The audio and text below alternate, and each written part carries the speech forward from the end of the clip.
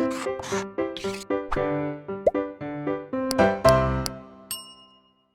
Students, group in detail में आपका स्वागत है बच्चों। मैं आपका फिजिक्स टीचर अनुज शर्मा।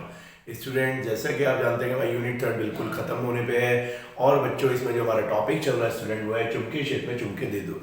बच्चों, मैं आपसे आशा करता हूं कि आपको जो भी हम टॉपिक पढ़ा रहे हैं वो समझ में आते होंगे और आपको अपने बोर्ड की प्रिपरेशन में थोड़ी हेल्प मिलती होगी। तो बेटा, आज हम आपको क्वेश्चन पढ़ाने वाला हूँ बेटा, वो डेरिवेशन है। और डेरिवेशन बहुत बार पूछे जाते हैं, इसको आप थोड़ा ध्यान से देखिए। कौन कौन से डेरिवेशन आज हम पढ़ने वाले हैं। किसी परमाणु में परिभ्रमण करते इलेक्ट्रॉन का चुंबकीय द्विध्रुव आवेश। तो बच्चों, इसके बारे में एक बात बताता हूँ।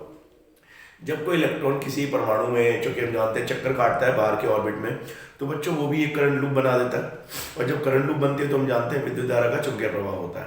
तो बच्चों उसके कारण भी एक चुंबकीय द्विध्रुव आघूर्ण लगता है। ठीक है बेटा, बहुत इंपॉर्टेंट डेरिवेशन है और इसको हम बहुत ध्यान से करेंगे, बोर्ड में बहुत बार पूछा गया।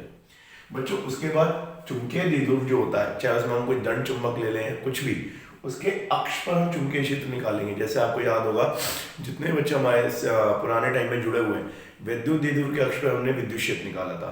उसी प्रकार से हम चुंबकीय द्विध्रुव के निरक्षीय बिंदु पर भी चुंबकीय क्षेत्र निकालेंगे। तो बच्चों ये सारे डेरिवेशन आज के डेरिवेशन है और ये बोर्ड में बहुत ज्यादा पूछे जाते हैं। एक एक करके मैं आपको इनको समझाना शुरू करता हूँ। ठीक है बेटा स्टूडेंट, अब हम मानते हैं कि हमारे पास कोई परमाणु है और उसका जो सबसे लास्ट वाला ऑर्बिट है बेटा, वो हम सिर्फ उसकी बात करेंगे। सबसे लास्ट वाला ऑर्बिट, ये मैंने सबसे लास्ट वाला ऑर्बिट ले लिया बेटा। ठीक है, और अंदर तो आपको पता है प्रोटॉन होते हैं और प्रोटॉन पे प्लस धनात्मक आवेश होता है और जितना उसका परमाणु क्रमांक है परमाणु का, और जो एक हमारे पास मूल चार्ज होता है, उतने हमारे पास टोटल न्यूक्लियस पे चार्ज हो गया। अब बच्चों मैं मान के चल रहा हूँ कि बाहर जो हमारे पास इलेक्ट्रॉन है बेटा, वो ये चक्कर काट रहा है इस तरीके से, ऐसे करके। ठीक है बच्चों, अब बच्चों आप सोच सकते हो कि अगर इलेक्ट्रॉन इस तरह से चक्कर काट रहा है तो पहली बात तो क्यों काटता है बेटा चक्कर, आपको पता है न्यूक्लियस फोर्स के कारण। जो न्यूक्लियस का फोर्स लगता है बच्चों, जिसे हम कूलॉम फोर्स भी कह सकते हैं। ठीक है, अब बच्चों बात ये आती है, अगर इलेक्ट्रॉन घड़ी की विपरीत दिशा में चक्कर काट रहा है तो करंट लूप, धारा लूप, धारा किस उसमें बहेगी। तो मैं आपको बता दूं बेटा कि जब इलेक्ट्रॉन घड़ी की विपरीत दिशा में है तो बच्चों धारा जो बहेगी बच्चों, वो घड़ी की दिशा में बहेगी। इस प्रकार जब वो एक चक्कर पूरा कर लेगा तो हम कहेंगे धारा की दिशा में, इस प्रकार से।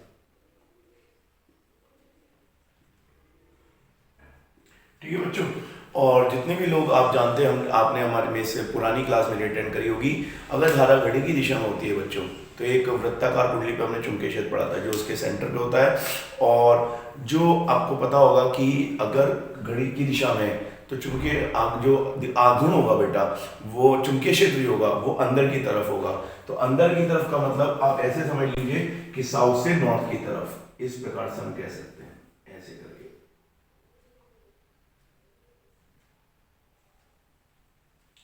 इस प्रकार से आप समझ सकते हैं। और बच्चों आप अच्छी तरह जानते हैं जो द्विध्रुव आघूर्ण की दिशा होती है बच्चों, वो साउथ से नॉर्थ की तरफ होती है। तो साउथ से नॉर्थ की तरफ का मतलब क्या हो गया बच्चों, हम यहाँ पे एरो लगा सकते हैं इस तरीके से, क्योंकि ये साउथ पोल होगा, ये नॉर्थ पोल होगा, इस प्रकार से बच्चों।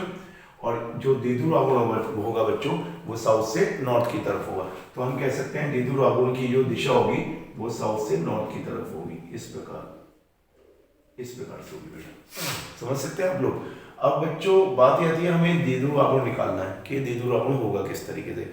इसमें बच्चों मैं आपसे एक बात करता हूं, अगर पूर्ण चक्कर की बात करें, पूर्ण चक्कर, एक पूर्ण चक्कर की अगर हम बात करें बेटा, तो हम पूर्ण चक्कर में धारा का मान निकालेंगे कि धारा का मान कैसे होगा। तो इसको हम बहुत आराम से करते हैं जिससे हमें कोई दिक्कत ना आए। ठीक है स्टूडेंट, तो स्टूडेंट पूर्ण चक्कर में जो धारा हमारे पास होगी, धारा आई बेटा, वो कितनी होगी, वो होगी I बराबर Q/T। और एक इलेक्ट्रॉन की बात करें तो बच्चों कितना आवेश होगा, E। और बच्चों हमें यहाँ पे ऋणात्मक धनात्मक आवेश नहीं लेना। और बच्चों एक चक्कर काटने में जो समय लगेगा हम कहेंगे उसका आवर्त काल कैपिटल T। ठीक है बच्चों, अब बच्चों ये आप 11वीं में पढ़ चुके होंगे कि जो आवर्त काल होता है बेटा, वो आवर्त काल जो फॉर्मूला होता है वो होता है 2π/ω। तो ओमेगा क्या होता है आपको पता है, कोणीय आवृत्ति, जिस आवृत्ति से वो चक्कर काट रहा है। ठीक है बेटा, तो इस तरीके से हम ये वैल्यू हमारे पास आ गई। अब ये वैल्यू अगर हम देखने जाए बच्चे तो हमारे पास आई का मान कितना हो गया, तो हम कह सकते हैं 1/2 से। तो बच्चों 1/2 से आई का मान हमारे पास हो गया E/2π अपॉन ओमेगा, तो ये हमारे पास हो गया ओमेगा ई अपॉन 2 पाई, इक्वेशन थर्ड। ठीक है बच्चों।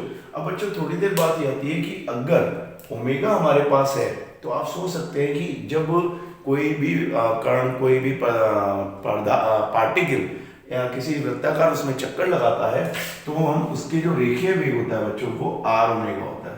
ये आप अच्छी तरह जानते हो बेटा। तो यहाँ से ओमेगा कितना हो जाएगा बच्चों, आप देख सकते हैं। अगर हम थोड़ी देर के लिए बात करें तो ओमेगा हमारे पास हो जाएगा बेटा v अपॉन आर, इस प्रकार से। ठीक है बच्चों।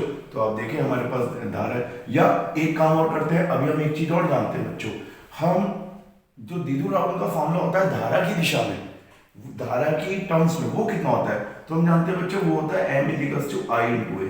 पहले इससे बात कर लेते हैं, क्योंकि मुझे द्विध्रुव चाहिए, क्योंकि द्विध्रुव का जो फॉर्मूला है जो जिससे रिप्रेजेंट करते हैं बच्चों कैपिटल M कहलाता है।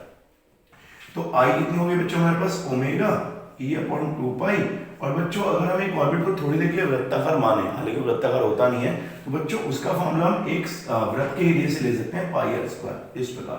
तो बच्चों ये कितना आ जाएगा ओमेगा और ये 1/2 पाई और ये आ जाएगा E पाई आर स्क्वायर। तो इक्वेशन कितनी होगी बच्चों, फोर्थ होगी। ठीक है बच्चों। अब इसमें कोई दिक्कत नहीं आपको। अब हम बच्चों फॉर्मूला लगाते हैं, हमारे पास ओमेगा इज इक्वल्स टू, हमारे पास फॉर्मूला होता है बेटा v is equals to r omega.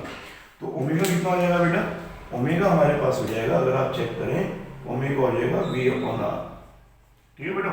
अब बच्चों इसकी वैल्यू अगर हम यहाँ पे रख दें थोड़ी देर के लिए, आप गौर से देखें, m बराबर 2 पाई, ओमेगा की वैल्यू रख दी बच्चों हमने v अपॉन आर, और ये हमारे पास e है, पाई है, और ये आर स्क्वायर है। तो एक आर से ये आर कट जाएगा बेटा, तो हमारे पास m कितना आ गया, m आ गया, पाई से पाई काट दो तो ये आ गया हाफ, और e आ गया बेटा, v आ गया इंटू आर आ गया, इक्वेशन फिफ्थ मान लो। ठीक है बच्चों। अब बच्चों सबसे बड़ी इंपॉर्टेंट चीज होती है जो आपने सुना भी होगा, एक होता है कोणीय संवेग। तो कोणीय संवेग क्या होता है बच्चों, तो आप जानते हैं कि कोई भी अगर बहुत सारे ऑर्बिट होते हैं, कुछ न्यूक्लियस के नजदीक होते हैं, कुछ आगे की तरफ होते हैं, लेकिन किसी भी इलेक्ट्रॉन के कोणीय संवेग की बात करें तो बोर्ड ने एक नियम दिया था, हम जानते हैं, और वो कोणीय संवेग के टर्म्स में था। तो पहले हम कोणीय संवेग का फॉर्मूला देखते हैं बच्चों। कोणीय संवेग का फॉर्मूला होता है रेखीय संवेग इनटू जो केंद्र से पार्टिकल बच्चों चक्कर लगा रहा है उससे उसकी दूरी, इस प्रकार से।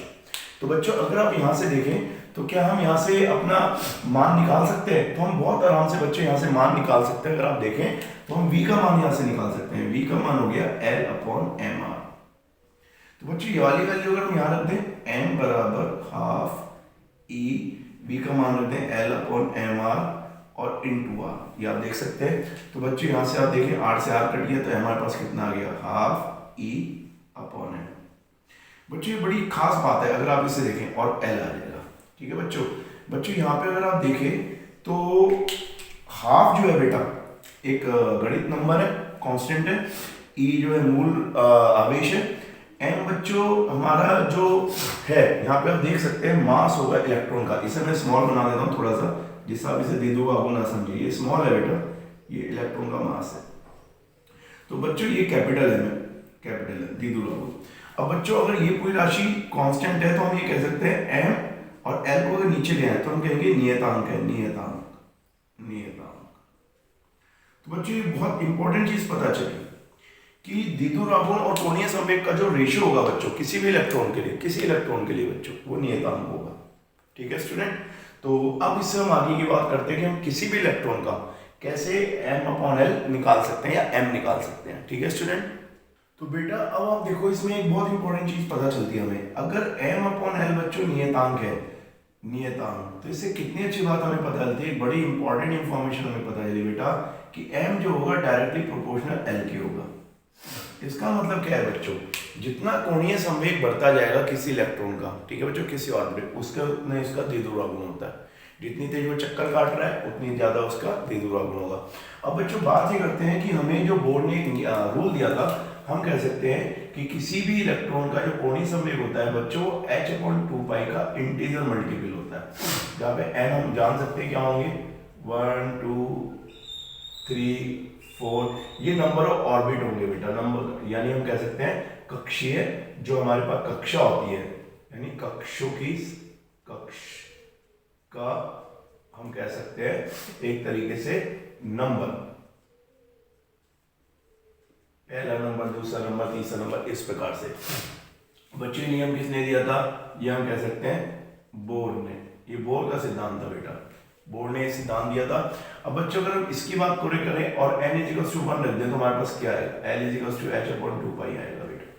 और इस वैल्यू को बच्चों अगर हम यहाँ पुट करके देखें, जो हमारे पास ये वाली वैल्यू है, मैं थोड़ा देख लिए a मान लेता हूँ और ये वाली इक्वेशन b मान लेता हूँ। तो इस l की वैल्यू बच्चों को यहाँ देखें तो यहाँ देखिए m = ½ और e आएगा बेटा, m आएगा, और l की वैल्यू रहती है बच्चों मैंने h/2 पाई। किसके लिए बेटा? n = 1 के लिए। तो n = 1 का मतलब है बच्चों पहली कक्षा, पहली कक्षा। तो बच्चों ये पहली कक्षा है। अब इसका जरा मान देखें बेटा, इसका मान हम कैसे निकाल सकते हैं? ये 1/4 हो गया, e की वैल्यू होती है बच्चों 1.6 × 10⁻⁻14, h की वैल्यू बच्चों होती है 6.6 × 10⁻34। ठीक है बेटा, और ये वैल्यू हमारे पास और आ जाएगी, पाई की होती है 3.14। तो बच्चों अगर हम इन सब वैल्यू को सॉल्व करें तो वैल्यू कितनी आती है, इस पर हम थोड़ी देर के लिए बात करेंगे। तो इसे आप आराम से सॉल्व कर सकते हैं, इसमें कोई दिक्कत नहीं है। और इसकी वैल्यू लगभग बच्चों 9.27 आएगी, 10⁻24, और ये आएगी एम्पियर मीटर स्क्वायर, क्योंकि चूंकि आगों की यूनिट है बेटा। तो बच्चों ये जो वैल्यू है, इससे अगर हम देखें तो बच्चों ये वैल्यू पहली कक्षा के इलेक्ट्रॉन के लिए, और ये किसी के लिए भी बच्चों तुल्य है। किसी भी एटम की बात करें, उसकी पहली कक्षा का इलेक्ट्रॉन है तो उसका चूंकि आगुण इतना होगा। और जैसे हम n की वैल्यू बदलते जाएंगे बच्चों, वैसे वैसे n का मान भी बदलता जाएगा। इसमें कहीं भी r नहीं आ रहा, आप देखें तो त्रिज्या का यानी किसी भी ऑर्बिट या किसी कक्षा का न्यूक्लियस से जो दूरी है उस पर कोई फर्क नहीं पड़ता। ठीक है बच्चों, तो इसे बच्चों बोर मैग्नेट्रॉन भी बोला गया था। बोर एक नाम रख दिया था इसका, बोर मैग्नेट्रॉन। ठीक है बच्चों, यानी पहली ऑर्बिट में जो चुंबकीय आघूर्ण होगा बच्चों 9.27 10⁻24 एम्पियर मीटर स्क्वायर होगा। तो बच्चों ये बहुत ज्यादा पूछा जाता है, इसे आप बहुत ध्यान से करना। ठीक है स्टूडेंट, तो बच्चों इसमें एक चीज और बता दूं, इसमें आपको अपना ये जो इसमें मैं थोड़ा इंडिकेट कर दूं, ये जो m और f, इसमें कंफ्यूज ना हो बच्चों। जो स्मॉल m है वो इलेक्ट्रॉन का मास है, तो जब आप इसका वैल्यू रखेंगे 9.1 10⁻31। ठीक है बेटा, या इसको थोड़ा सा और सही से लिख देते हैं हम लोग, जिससे आपको कोई दिक्कत ना हो, इसको सही से लिख दो। तो बच्चों ये वैल्यू होती है 9.1 10⁻31। तो बच्चों ये सारी वैल्यू रखे में प्राप्त हो जाएगा। तो बच्चों इसमें कंफ्यूज मत होना, ये इलेक्ट्रॉन का मास कहलाएगा हमारा। ठीक है स्टूडेंट, अब बात ये आती है बच्चों, अगर हम बात करें तो हमारे पास नया टॉपिक क्या है। तो बच्चों दूसरा टॉपिक जो हमारे पास है वो है चुंबकीय द्विध्रुव के अक्ष पर चुंबकीय क्षेत्र। ठीक है बेटा, तो चुंबकीय द्विध्रुव के अक्ष पर चुंबकीय क्षेत्र हम कैसे निकालते हैं बेटा? चुंबकीय द्विध्रुव पे चुंबकीय क्षेत्र बिल्कुल हम वैसे निकालेंगे जैसे हम विद्युत क्षेत्र निकालते थे स्टूडेंट। तो विद्युत क्षेत्र निकालने के लिए हमें क्या चाहिए होता है? एक द्विध्रुव चाहिए होता था। तो यहाँ पे भी बच्चों हम एक द्विध्रुव लेंगे इस प्रकार से, आप देखिए इस प्रकार से। तो बच्चों हमारे पास द्विध्रुव है। अब द्विध्रुव में आपको ध्यान रखना है, पहले साउथ पोल दिखाना है हमें और उसके बाद नॉर्थ पोल दिखाना है। और बच्चों का ये द्विध्रुव का सेंटर है यानी केंद्र है, तो यहाँ से ये जो दूरी होगी, अगर मैं इसकी बात करूं तो ये L होगी और बेटा ये भी L होगी, क्योंकि टोटल 2L होती है। अब बच्चों बात ही आती है, इसका जो अक्ष है वो ये अक्ष कहलाएगा, ये इसका पूरा अक्ष है बेटा। बच्चों अब मैं आपको बताता हूँ द्विध्रुव का जो द्विध्रुव आघूर्ण होता है बेटा, वो साउथ से नॉर्थ की तरफ होता है, तो वो इस तरफ होगा। बच्चों यहाँ पे कोई बिंदु P मान लेते हैं हम लोग, ये बिंदु मैंने P मान लिया, यहाँ पे मुझे चुंबकीय क्षेत्र बताना है। इस बिंदु से बच्चों इस द्विध्रुव कोई भी धन चुंबक हो सकती है बेटा ये, और इसके केंद्र से दूरी मैंने इस बिंदु की R मान ली। ठीक है बच्चों, तो आपको ये तो पता चल गया होगा कि ये वाली दूरी कितनी होगी, ये होगी R+L, और ये वाली दूरी कितनी होगी बेटा R-L। इसमें तो कोई बिल्कुल भी दूर तक आपको दिक्कत नहीं आएगी। अब बच्चों बात ये आती है कि इस बिंदु पर हम कैसे निकालें चुंबकीय क्षेत्र। तो बच्चों जैसे हम विद्युत क्षेत्र में जब कोई बिंदु पर निकालते हैं तो एकांक धनात्मक आवेश मानते हैं। इस प्रकार जब कोई चुंबकीय क्षेत्र निकालते हैं बेटा, तो चुंबकीय क्षेत्र में एकांक नॉर्थ पोल मान लेते हैं, उत्तरी ध्रुव मान लेते हैं। तो मान के चलो यहाँ पे कोई एकांक नॉर्थ पोल है, उत्तरी ध्रुव है, तो नॉर्थ का जो इस पे बच्चों चुंबकीय क्षेत्र आएगा वो इस तरफ आएगा, उसे मैं B1 मान लेता हूँ। तो बच्चों साउथ का किस तरफ आएगा, इस तरफ, इस तरफ आएगा। तो बच्चों जो दोनों का नेट होगा हमारे पास, अगर हम बोले जो नेट आएगा बच्चों चुंबकीय क्षेत्र एक सदिश राशि है, तो उसका हम परिमाण निकाल लें। तो बच्चों ज्यादा कौन सा आप देख सकते हैं, जिसकी दूरी कम है, B1 जो है ज्यादा होगा, तो हम B1 में से क्या करेंगे बेटा, इसके परिमाण में से B2 हटा देंगे। इस तरीके से कर सकते हैं। ये परिमाण मैंने B1 में से B2 माइनस कर दिया। अब बार बार हमें ये इस तरह से मॉडुलस बनाने की जरूरत नहीं, अब सीधा लिख देंगे B नेट। अब बच्चों B1 की वैल्यू कितनी आएगी, B2 की वैल्यू कितनी आएगी, उस पर बात कर लेता हूं। तो B1 minus B2 equation first. बच्चों बिल्कुल उसी तरीके से है जैसे हम बात करते हैं चुंबकीय फोर्स, आपको पता होता था, मैं आपको थोड़ा सा यहाँ पे बता देता हूँ।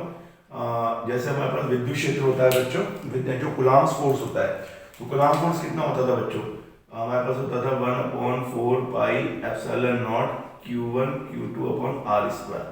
ये तो बच्चों इलेक्ट्रिक फोर्स है। और बच्चों चुंबकीय क्षेत्र जो होता है, चुंबकीय बल, वो बिल्कुल उसी तरीके से बिहेव करता है जैसे विद्युत क्षेत्र होता है कुछ चीज़ों में, जैसे व्युत्क्रम लॉ को फॉलो करता है 1/r स्क्वायर। वहाँ Q1 Q2 होता है, यहाँ पे जो होती है ध्रुवों की सामर्थ्य होती है। तो बच्चों बस फर्क कितना है, अगर ये मैग्नेटिक फोर्स चुंबकीय बल है तो यहाँ पे μ0/4 पाई आएगा बच्चों, Q1 की जगह M1 आएगा, M2 आएगा और R square as it is आएगा। क्योंकि अगर एक बिंदु पर, दो बिंदु है बच्चों, तो अगर हम एक बिंदु पर एकांक उत्तरी ध्रुव मान रहे हैं तो जो भी हम फॉर्मूला लेंगे उसमें हमारे पास जाएगा μ/4 पाई, एक ध्रुव की सामर्थ्य M और दूसरे की 1 मानी जाएगी अपॉन R स्क्वायर। ठीक है बच्चों, इसी फोर्स को जो एकांक ध्रुव पे लगेगा उसे ही हम चुंबकीय क्षेत्र कहेंगे। ठीक है, तो सीधा सीधा अगर मैं आपसे बात करूं, B1 की वैल्यू कितनी हो जाएगी बच्चों, B1 की वैल्यू हो जाएगी μ0/4 पाई, और बच्चों ये हमारे पास आ जाएगा M, एक उत्तरी ध्रुव, और बच्चों ये एकांक ध्रुव है तो ये तो 1 हो गया, अपॉन में R कितना होगा बच्चों, यहां से यहां तक का R होगा हमारे पास R माइनस L का स्क्वायर। ठीक है बेटा। अब बच्चों इसी तरीके से B2 कितना होगा, तो B2 हो जाएगा μ0/4 पाई, M आ जाएगा, क्योंकि दूसरे की ध्रुव की भी बच्चों हमारे पास जो सामर्थ्य है वो M है, और यहाँ जाएगा बेटा R प्लस L का स्क्वायर। ठीक है बच्चों, दोनों की वैल्यू हम यहाँ पे रखेंगे और इसको बहुत आराम से सॉल्व कर लेंगे। ठीक है स्टूडेंट, अब इसको कैसे सॉल्व करें, ध्यान से देखें बेटा। B नेट, तो बच्चों B नेट में हमने वैल्यू रख दी μ0/4 पाई, और ये आ गया हमारे पास M R माइनस L का स्क्वायर, फिर माइनस μ0/4 पाई N R प्लस L का स्क्वायर। ठीक है स्टूडेंट, बच्चों इसमें बहुत सारी चीज कॉमन आ रही है। अगर आप देखें तो इसमें क्या क्या कॉमन आ रहा है, इसमें बच्चों एक तो μ0/4 पाई कॉमन आएगा, M कॉमन आएगा, ये पूरा कॉमन आ जाएगा बच्चों। तो हम बात करें तो बच्चों ये μ0/4 पाई बाहर ले लो, स्मॉल m बाहर ले लो, और ये आ जाएगा R माइनस L का whole square minus 1/r plus L का होल स्क्वायर। ठीक है स्टूडेंट, तो बच्चों अब आप एक चीज जानते होंगे, अगर आप देखें a माइनस बी या a square minus B square कितना होगा बच्चों, तो हम इसे कह सकते हैं हमारे पास होगा R प्लस L का होल स्क्वायर। अगर एलसीएम ले लें ये यहाँ आ जाएगा, और R माइनस L का होल स्क्वायर यहाँ आ जाएगा बेटा, और ये आ जाएगा R square minus L square का whole square, a minus B. ठीक है बेटा, a square minus B square होता है। तो बच्चों ये कितना हो गया हमारे पास, ये हमारे पास हो गया μ0/4 पाई M। और बच्चों जब आप इसे सॉल्व करेंगे तो मैं आपको बता दूं, ये R square plus L square plus 2RL, और जब इसे करेंगे तो बच्चों माइनस R स्क्वायर, मैं ब्रैकेट डायरेक्ट खोल रहा हूं बच्चों, माइनस L स्क्वायर प्लस का 2RL, और ये हो जाएगा बच्चों R square minus L square का होल स्क्वायर। तो बच्चों ये कट जाएंगी चीजें, आप देखो ये कट गई। तो हमारे पास क्या बेटा बचा बच्चों, हमारे पास जो बच्चा बच्चों B नेट, ये इस प्रकार बचा B नेट बराबर हमारे पास आया बच्चों μ0/4 पाई M, और बच्चों ये 4RL हो जाएगा, आप देखें 2RL 4RL, और बच्चों ये हमारे पास आ जाएगा R square minus L square का होल स्क्वायर। इसे इक्वेशन A मान लो बेटा। बच्चों अब एक बात बता दूं मैं आपको, जो चुंबकीय द्विध्रुव होता है बहुत छोटा होता है, द्विध्रुव कोई बहुत बड़े नहीं होते, स्मॉल लेंथ, हमारे डेफिनेशन पढ़ा कि बहुत स्मॉल लेंथ मानी जाती है, अल्प दूरी, दोनों ध्रुव सामर्थ्य के बीच की, दोनों ध्रुवों के बीच की दूरी। तो बच्चों हम बात करें अगर L लेस देन R हो, तो बच्चों L या लेस देन ही बात कर लें, L लेस देन R हो तो बच्चों L स्क्वायर और छोटा हो जाएगा R स्क्वायर से, तो हम क्या करेंगे L स्क्वायर को नगण्य मान लेंगे, नगण्य। तो बच्चों जब L स्क्वायर को नगण्य मानेंगे तो हमारे पास क्या मिलेगा, हमें मिलेगा बच्चों μ0/4 पाई, ये M आ जाएगा, 4RL आ जाएगा, और बच्चों यहाँ पे आ जाएगा R की पावर 4 स्क्वायर, L स्क्वायर आ गया 4, इससे बच्चों एक काट ले तो नीचे 3 पावर बचेगी। तो बच्चों ये हमारे पास कितना आ गया, ये हमारे पास आ गया B नेट बराबर μ0/4 पाई, और ये आ गया बच्चों इस फॉर्मूले से मैं 2 अलग कर रहा हूँ, और 2 ये ध्यान से देखना बच्चों, 4 का 2 अलग कर लिया, m है बचा, और एक 2 जो बचा उसे 12 के साथ लिख दिया। ठीक है बच्चों, और अपॉन में कितना आ गया बच्चों, आर क्यूब। अब आप देखेंगे ये हमारे पास किस चीज का फॉर्मूला बनता है। ठीक है स्टूडेंट, बहुत ध्यान से देखिए बेटा। तो स्टूडेंट अगर मैं इसको आपको ध्यान से बताऊं तो बी नेट जो हमारे पास होगा बच्चों, ये होगा म्यू नॉट अपॉन 4 पाई, और बच्चों 2 एज इट इज आ गया। अब बच्चों ये आपको पता है एक किसी भी ध्रुव की ध्रुव सामर्थ्य है और ये क्या है उस ध्रुव की लेंथ, तो बच्चों ये होता है उसका द्विध्रुव आघूर्ण, ये आप जानते हैं हमने पढ़ा हुआ। ठीक है बच्चों, तो हम यहाँ पे लिख सकते हैं कैपिटल है अपॉन आर क्यूब। तो बच्चों जो कुल नेट चुंबकीय क्षेत्र आएगा बच्चों mu naught upon 4 pi 2m upon r cube आएगा। तो और इसकी दिशा किस तरफ होगी बच्चों, क्योंकि ये एक सदिश राशि है तो इसकी दिशा आप देखें, इसकी दिशा चूंकि ये वेक्टर है तो वेक्टर बच्चों द्विध्रुव आघूर्ण पे आएगा। जो दिशा बच्चों द्विध्रुव आघूर्ण की होगी वही इसकी दिशा होगी, क्योंकि डायरेक्टली प्रोपोर्शनल है, तो हम कह सकते हैं बी नेट की दिशा ये वाली होगी बच्चों, बी नेट। ठीक है बच्चों, तो ये बहुत पूछा जाएगा बच्चों आपसे, और इसमें आपको बता दूं ये इसका सदिश रूप हो गया। अगर परिमाण आपको आता है तो आप इसमें वेक्टर हटा देंगे। और अब हम बच्चों करेंगे इसके निरक्षीय अक्ष पर। तो निरक्षीय अक्ष पर चुंबकीय क्षेत्र कैसे निकालते हैं वो हम इस अब देखते हैं बच्चों। ठीक है, द्विध्रुव के निरक्षीय अक्ष पर या निरक्षीय बिंदु पर कह सकते हैं बेटो, निरक्षीय बिंदु पर, निरक्षीय बिंदु पर। तो बच्चों कैसे हम चुंबकीय क्षेत्र निकालते हैं, तो वही हमें काम करना है बेटा। हमने एक चुंबकीय द्विध्रुव मान लेना है इस प्रकार से, ये चुंबकीय द्विध्रुव हो गया, और बच्चों पोल वही है, पहले दक्षिण ध्रुव फिर नॉर्थ, इस तरीके से ये सेंटर हो गया बच्चों। तो आप जानते हैं ये एल होगा और ये भी एल होगा। ठीक है बच्चों, तो अगर ये एल एल है तो अब हम बिंदु कहां लेंगे, ये हमारे लिए थोड़ा देखने वाली बात है। तो ये अब इस पे बात करते हैं बच्चों हम लोग कि जो बिंदु होगा बच्चों निरक्षीय अक्ष पर होगा। निरक्षीय अक्ष किसे कहते हैं बच्चों, अगर उसके केंद्र से एक लंब ड्रॉ किया जाए तो ये निरक्षीय अक्ष कहलाएगा। निरक्षीय का मतलब बच्चों, इसके एक सबसे बात बता दो, इसे जो कह सकते हैं विषुवतीय अक्ष भी कह सकते हैं। अगर हम यहाँ पे कोई भी बिंदु ले बेटा, कोई भी बिंदु, तो ये बिंदु जो होगा बच्चों दोनों ध्रुवों से समान दूरी पर होगा, ये आप ध्यान रखें। तो बच्चों अगर मैं इस दूरी को r मान लूं थोड़ी देर के लिए, तो यहां से अगर मैं इसे ड्रॉ कर दूं, ये यहाँ पे हटा देते हैं, ये ऐसे लिख दूं। ठीक है, ये हमारा S ध्रुव है।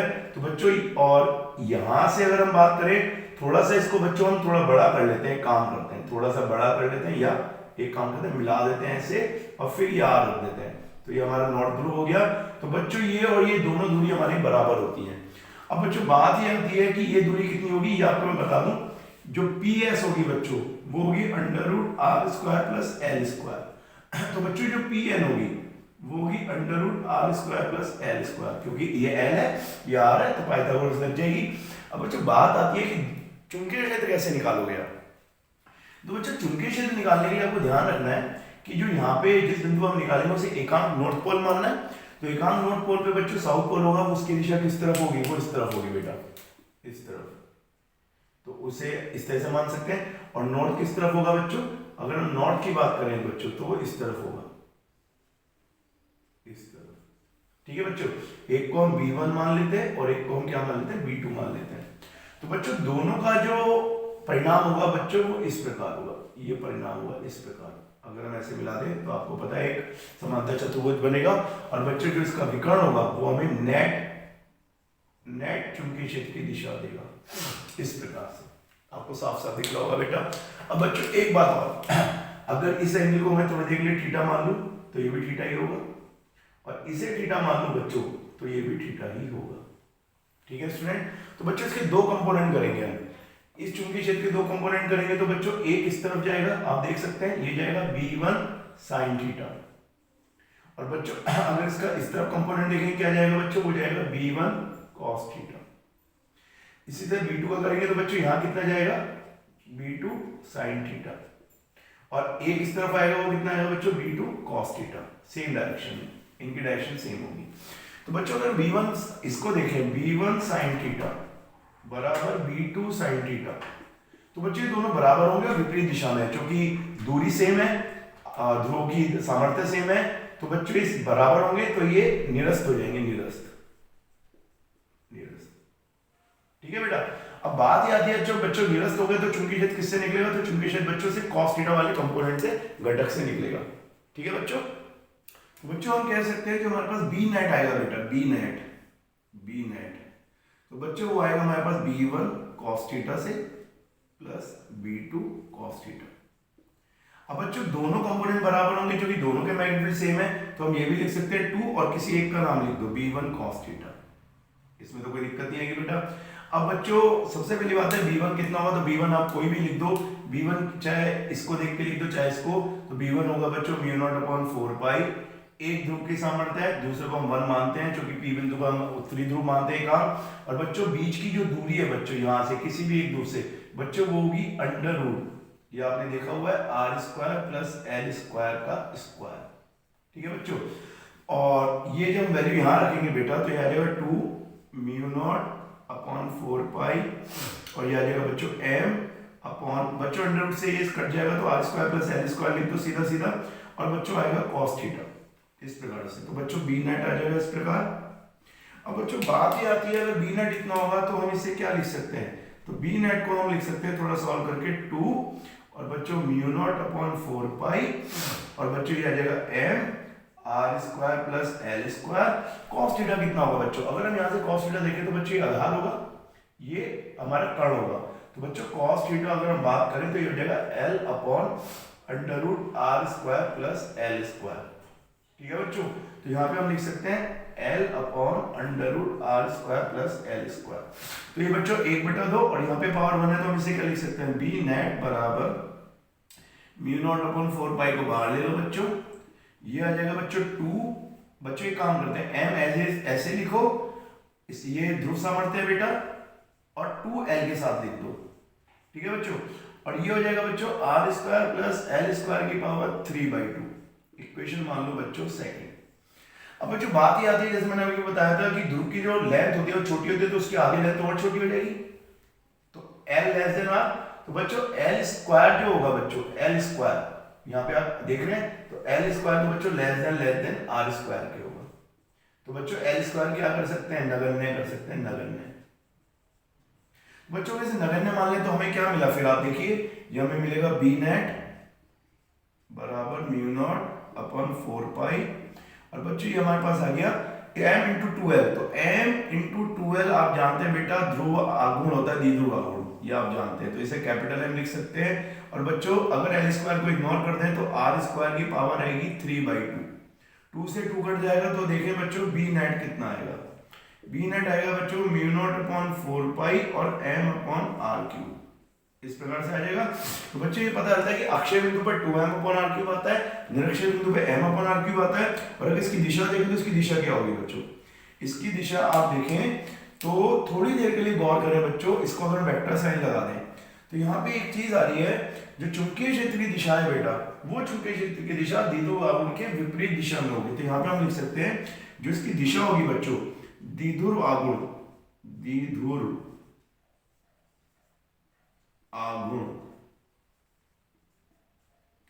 के विपरीत बच्चों, ये बहुत पूछा जाता है। इसकी दिशा जो होगी बच्चों दिशा,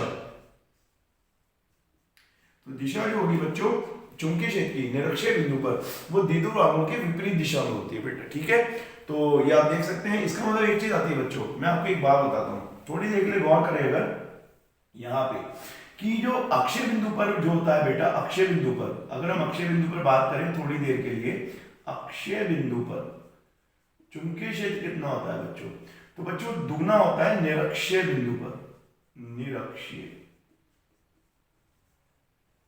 तो ये भी आपको याद रखना चाहिए बच्चों कि अक्षय बिंदु पर चुंबकीय क्षेत्र होता है और निरक्षीय बिंदु पर चुंबकीय क्षेत्र के से दुगना होता है। ठीक है स्टूडेंट, तो ये पूरा आज का हमारी क्लास कंप्लीट हुई।